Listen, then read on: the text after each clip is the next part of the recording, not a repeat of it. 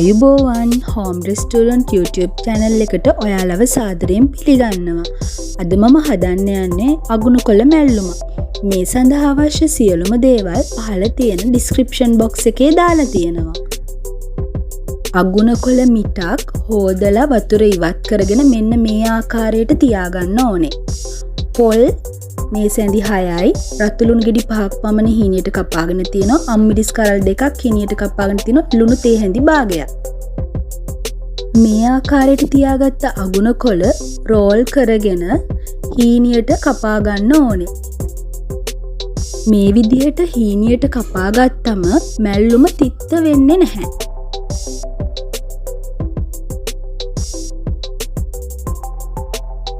මේ තියෙන්නේ මම කලින් හදපු ගෝවකොළ මැල්ලුමේ වීඩියෝ එක. මේකේ ලින්ක් එකත් මම end screen එකේ දාන්නම්. ඒකත් ඔයාලා බලන්න. දැන් අපි අගුණු කොළ සියල්ලම කපාගෙන ඉවරයි. මම මේකට පොල් ටික එකතු කරනවා. ඊට පස්සේ අමු මිරිස් ටිකත් එකතු කරනවා. ඊළඟට අපි එකතු කරන්නේ ලුණු සහ රතු ලුණු ටික.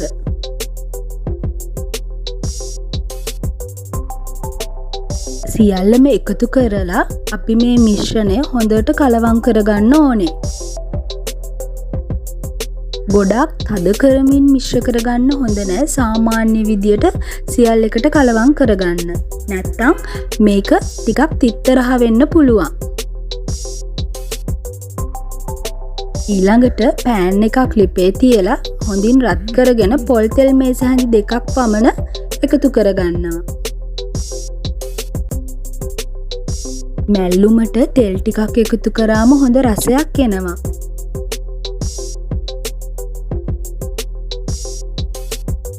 තෙල් ටික හොඳට රත් වුණාට පස්සේ අපි මැල්ලුම එකතු කරනවා.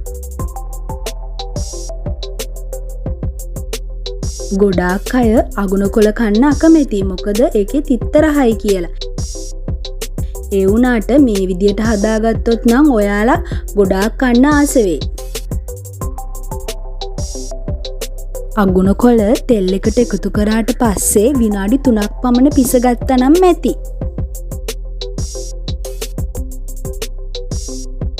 ගොඩාක් වෙලා පිසගත්තම මැල්ලුමේ තියෙන ගුණය විනාශ වෙලා යනවා.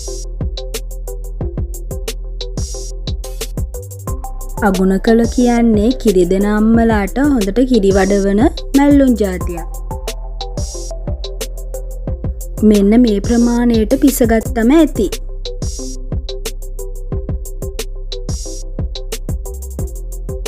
ඔන්න දැන් අපේ අගුණ කොළ මැල්ලුම හදලා ඉවරයි.